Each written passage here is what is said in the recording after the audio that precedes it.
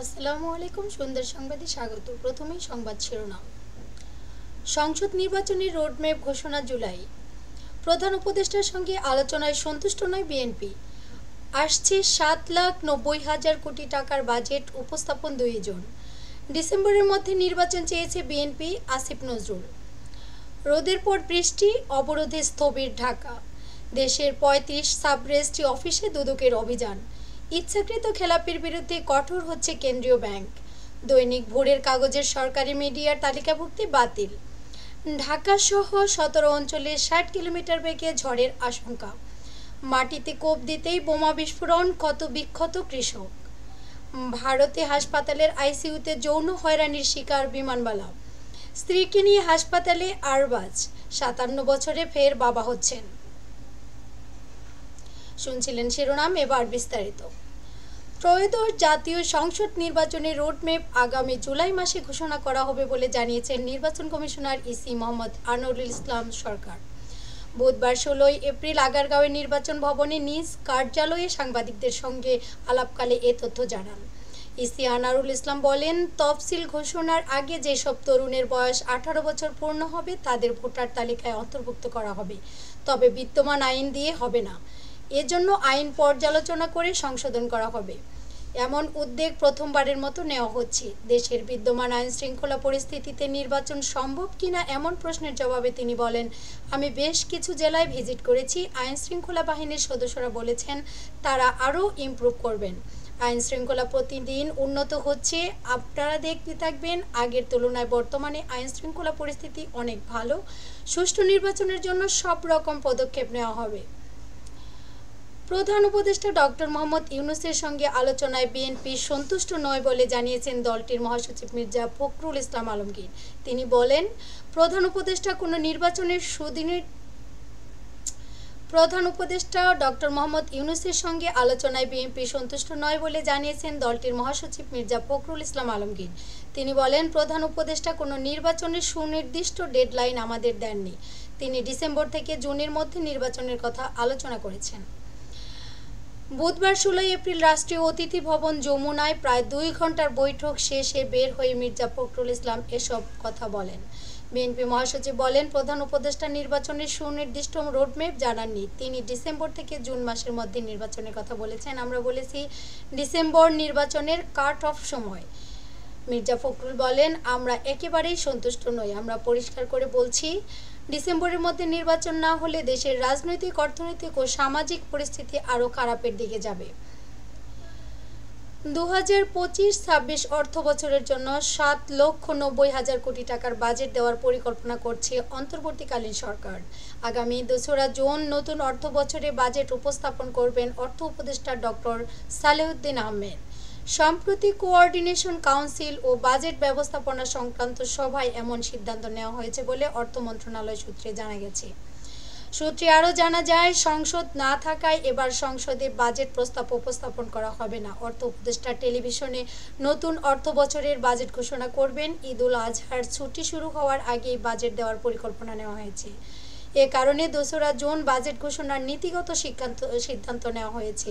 সাধারণত আগের অর্থ বছরগুলোতে বৃহস্পতিবার বাজেট দেওয়া হতো, এবার সোমবার ঘোষণা করা হবে। বাজেট ঘোষণার পর আগের রীতি অনুযায়ী অর্থ উপদেষ্টা বাজেট পরবর্তী সংবাদ সম্মেলনে অংশ নেবেন। প্রধান উপদেষ্টা ডক্টর মোহাম্মদ ইউনূসের সঙ্গে বৈঠকে বিএনপি ডিসেম্বরের মধ্যে নির্বাচন চেয়েছে বলে জানিয়েছেন আইন উপদেষ্টা ডক্টর আসিফ নজরুল। বুধবার 16 এপ্রিল রাষ্ট্রীয় অতিথি ভবন যমুনার সামনে এক ব্রিফিংয়ে তিনি এসব কথা জানান। প্রধান উপদেষ্টার সঙ্গে বিএনপির প্রতিনিধি দলের বৈঠক শেষে এই ব্রিফিংয়ের আয়োজন করা হয়। নির্বাচন সহ নানা ইস্যুতে অন্তর্বর্তীকালীন সরকারের প্রধান উপদেষ্টা ডক্টর মোহাম্মদ ইউনূসের সঙ্গে বৈঠক করতে বুধবার যমুনায় প্রবেশ করে বিএনপির একটি প্রতিনিধি দল। বৈঠক শেষে দুপুর 2টার দিকে বিএনপির প্রতিনিধি দল যমুনা থেকে বের হয়ে আসেন।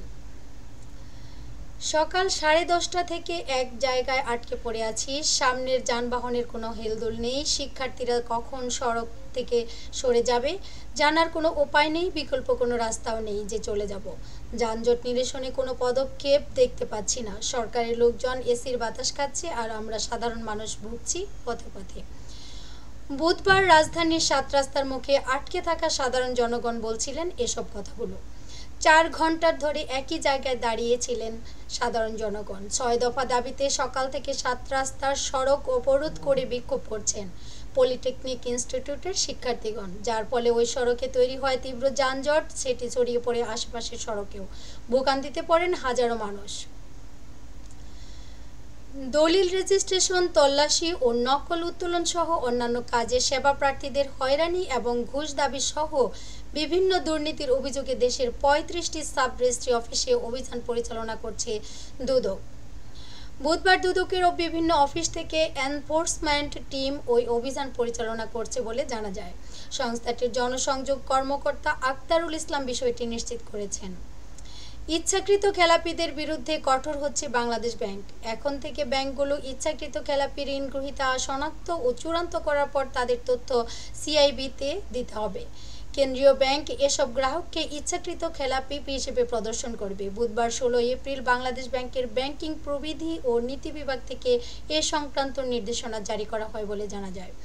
নির্দেশনায় ইচ্ছাকৃত খেলাপিদের বিরুদ্ধে ব্যবস্থা নেওয়ার বিষয়ে বলা হয়েছে, ব্যাংকগুলো ইচ্ছাকৃত খেলাপি ঋণ সহিতা শনাক্ত ও চূড়ান্ত করার পর এ সংক্রান্ত তথ্য বাংলাদেশ ব্যাংকের ক্রেডিট ইনফরমেশন ব্যুরো সিআইবিতে রিপোর্ট করতে হবে। ইচ্ছাকৃত খেলাপি ঋণ গ্রহীতাকে সিআইবিতে ডব্লিউডি বা উইলফুল ডিফল্টার হিসেবে প্রদর্শন করতে হবে। এছাড়া ব্যাংকগুলো ইচ্ছাকৃত খেলাপি ঋণ গ্রহীতা হিসেবে চূড়ান্ত গ্রাহককে এই বিষয়ে পত্র দেওয়ার সময় যাচাই বাছাই করা তথ্য সহ ক্রেডিট ইনফরমেশন ব্যুরো সিআইবিকে সরবরাহ করতে হবে।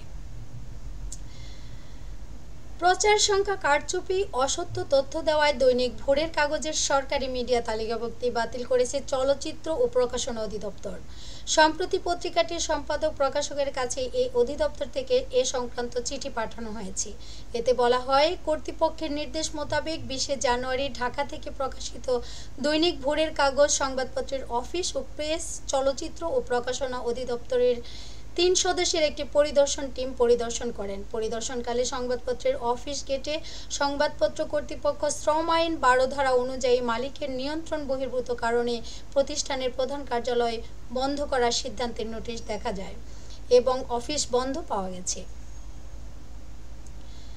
রাজধানী ঢাকা সহ দেশের 17 অঞ্চলের নদীবন্দরের সতর্কতা দিয়েছে বাংলাদেশ আবহাওয়া অধিদপ্তর। এসব অঞ্চলে সর্বোচ্চ 60 কিলোমিটার বেগে ঝড়ো হাওয়া সহ বজ্র সহ বৃষ্টিপাতের সম্ভাবনা রয়েছে বলে জানিয়েছে সংস্থা।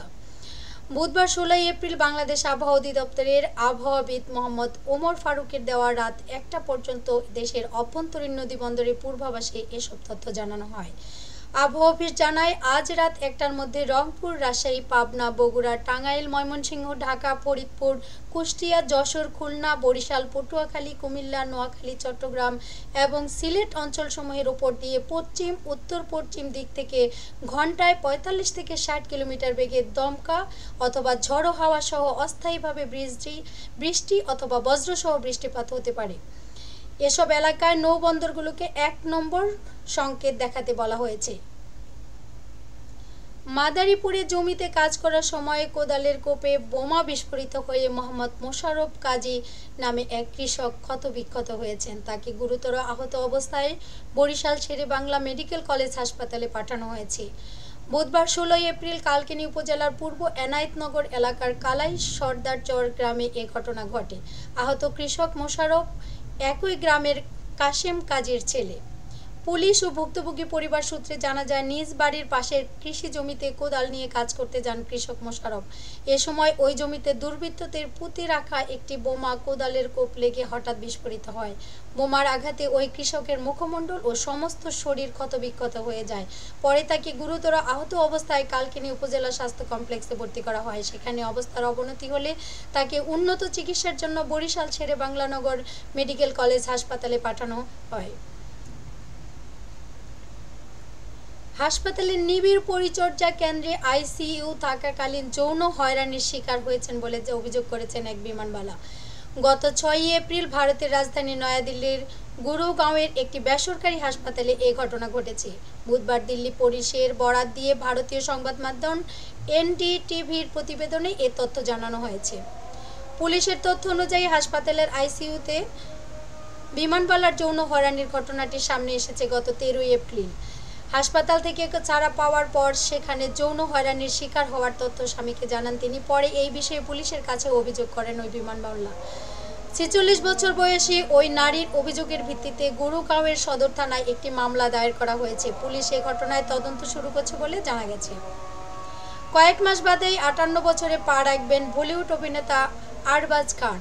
এরই মধ্যে একদিকে মৃত্যু ভয়, অন্যদিকে পরিবারের সদস্য সংখ্যা বাড়ার ইঙ্গিত।